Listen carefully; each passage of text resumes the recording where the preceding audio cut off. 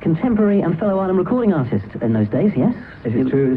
Did you know the man well? I did, yes. We lived very close to each other. He lived in one part of Hampstead and I lived just up the road. Very quiet lad.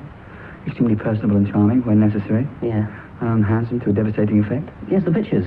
Quite stunning pictures. I mean, there's almost a touch of, oh dear me, I can't think of... Feel like all that kind of stuff, yes. The word I wasn't thinking of, but it was a very good way of describing it. Why do you think Nick Drake has become the legend that exists today? I would imagine because of the quality of the music and his writing. It's just very good music. He was a...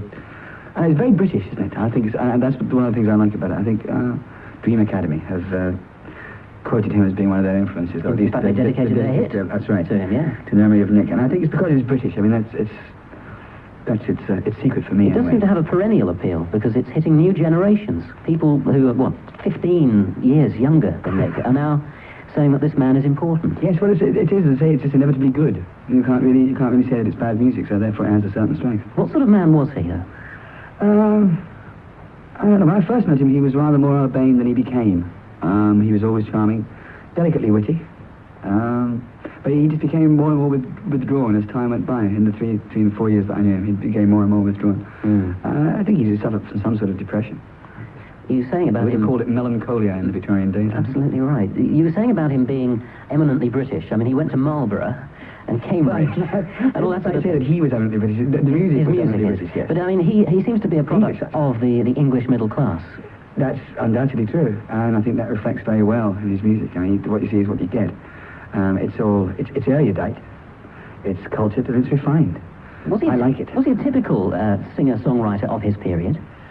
No. I have to say that the thing that sets him apart, again, is his implicit, innate Britishness. It's, while everyone else on the island roster who was contemporary with himself, including myself, were having flirtations with American-based sounds, in the same way as Elton John was with his, the first record, what's it called, The Madman Across the Water or something? Empty Sky, yeah. Yeah, all very American-based sounds. You know, the whole idea was to try and sound like the band, if you could possibly, all this kind of stuff. And he was just very quietly going his own way and producing very, as I say, very British sounds. Shall we hear another track? This is from his second album. Performances, John? 2, to my knowledge. One was a Christmas affair given by the Coventry Climax Apprentices.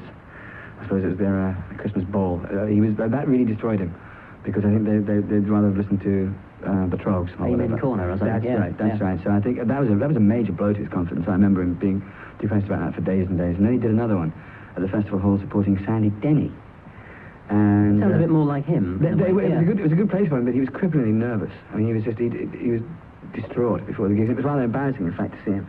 He was distinctly uncomfortable on stage. I mean, the music was fine, but he just didn't like being there at all. So this is the reason that the man didn't play many more gigs, that it just was destroying him? I get the impression that it was just costing him too much to go on the stage. It was just like no amount of applause or anything else would ever have paid him back the mental effort and energy that he had to expend. Did this get worse as time went by? Because you say the man changed. Unfortunately, it did, yeah. He just slipped further away into himself and divorced himself from the mundane. Very sad, really. And it wasn't for lack of trying. I mean, all kinds of people tried to be friendly and went out of their way to be nice. But I mean, I suppose you'd see through that, you see, being very bright and intelligent.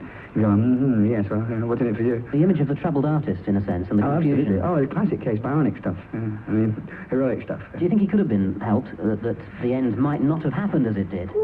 It's very easy to look back and think that oneself, you know, you look at your own behaviour, I look at mine and think, well, perhaps I should have done more. And I think everybody knew him felt exactly the same way, because he's an immensely lovable man. And a great loss and stuff, but no, I think he had his sights set, and that was that. I don't think it was there was no gainsaying the man. Once he decided on his course of action, he just took it. Yes, he was prepared not to go on much longer. Do you feel? I think he found the place was just not quite good enough for him. In all honesty, and whereas a lot of people just harden themselves to the whole nonsense and say, well, right, the world isn't exactly perfect, but I get on with it. I think the weight of responsibility and, you know, social and I suppose in every other way just overpowered him. He didn't enjoy life much. Did he not try going places, being in other areas? You know, he certainly did. He went to Paris and spent a lot of time there.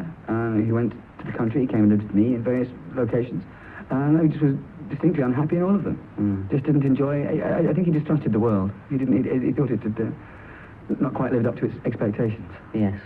He is now undergoing a revival or whatever of popularity. Do you think that there's anybody since him who has touched the sort of genius that he had? There's no one covering that particular area, especially in the last 7 or 8 years. I mean, a certain coarsening of music in general that has been apparent to me anyway. And the acoustic guitar, which was his, I suppose,